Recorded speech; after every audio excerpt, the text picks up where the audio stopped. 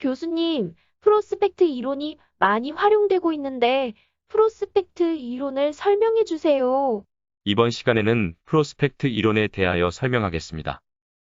프로스펙트 이론은 2002년 노벨 경제학상을 수상한 심리학자 카너먼과 트버스키가 1979년에 주장한 이론입니다.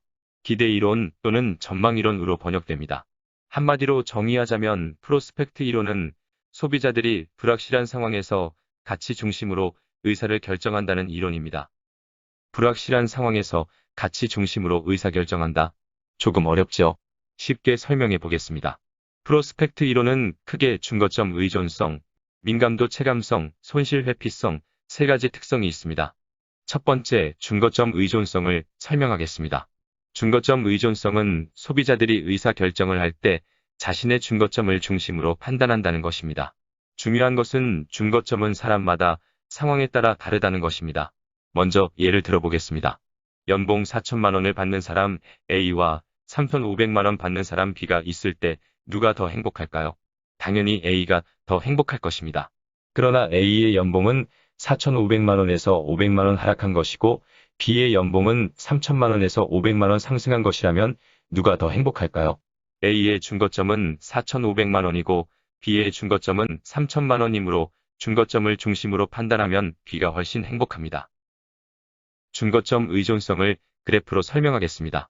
현재 보는 그래프를 가치함수라고 합니다. 가치함수는 S자형이지만 서로 다른 형태, 그래프 두 개를 합친 것입니다. 1사분면 이득 구간의 그래프는 기울기가 완만하고 3사분면 손실 구간의 그래프는 기울기가 가파릅니다.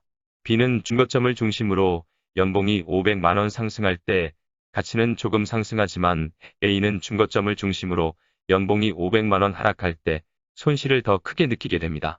따라서 B가 훨씬 행복하다는 것입니다. 준거점 의존성은 마케팅에 많이 활용됩니다.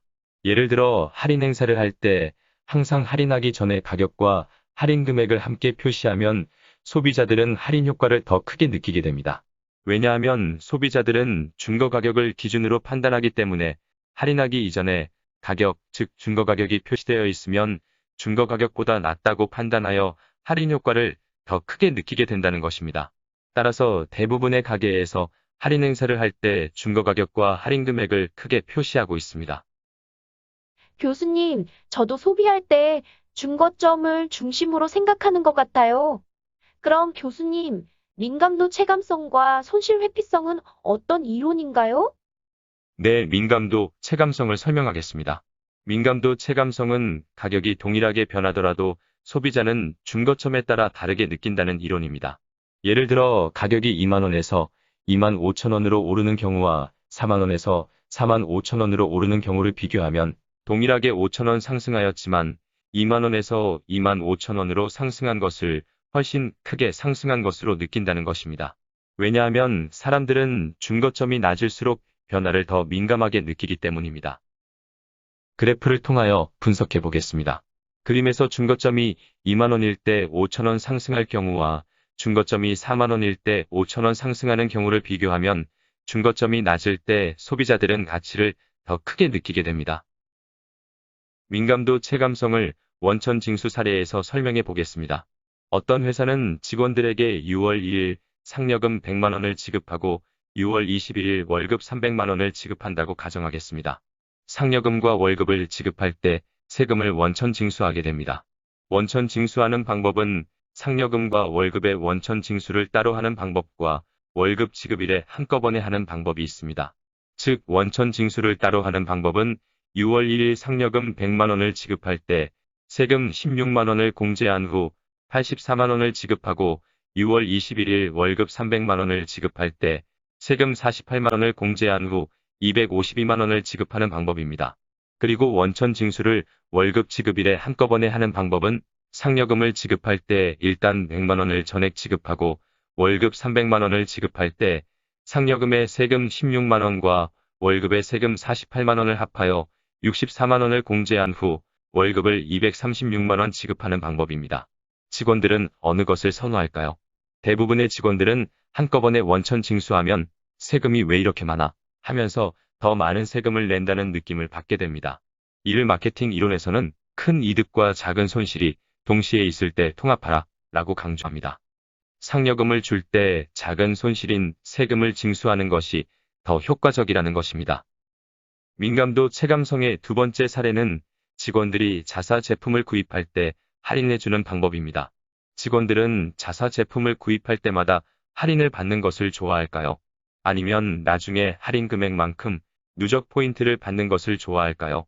대부분의 소비자들은 자사 제품을 구입할 때 구입비는 당연히 지급하는 것이라 생각하고 나중에 포인트를 별도로 받으면 추가로 큰 혜택을 받는 것으로 인식한다는 것입니다. 이를 마케팅 이론에서는 작은 이득과 큰 손실이 동시에 있을 때는 분리하라 라고 강조합니다. 세 번째, 손실 회피성을 설명하겠습니다. 손실 회피성은 소비자들은 이득보다 손실을 더 크게 느낀다는 이론입니다. 예를 들어 500만 원 이득을 볼 때와 500만 원 손실을 볼 때 동일한 500만 원이지만 손실을 더 크게 느낀다는 것입니다. 그림에서 500만 원 이득을 볼 때 증가하는 가치보다 500만 원 손실을 볼 때 감소하는 가치가 더 큽니다. 따라서 소비자들은 가급적 손실을 회피한다는 것입니다. 손실 회피성을 마케팅에 활용하는 사례도 많습니다. 가격을 할인할 때는 소폭으로 여러 번 나누어 할인하고 비용을 청구할 때는 모아서 한꺼번에 청구하는 것이 소비자들에게 좋은 반응을 이끌어낼 수 있습니다. 이를 마케팅 이론에서는 이익은 여러 번 나눠서 주고 손실은 한꺼번에 합쳐서 주라는 말에 해당됩니다. 프로스펙트 이론, 매우 어려운 이론인데 쉽게 설명해 주셔서 교수님 감사합니다. 자세한 내용은 4차 산업혁명 시대의 마케팅 공부를 참고하세요. 마케팅 공부에 도움이 되었다면 좋아요, 가입, 구독, 알림 버튼을 꼭 눌러주세요.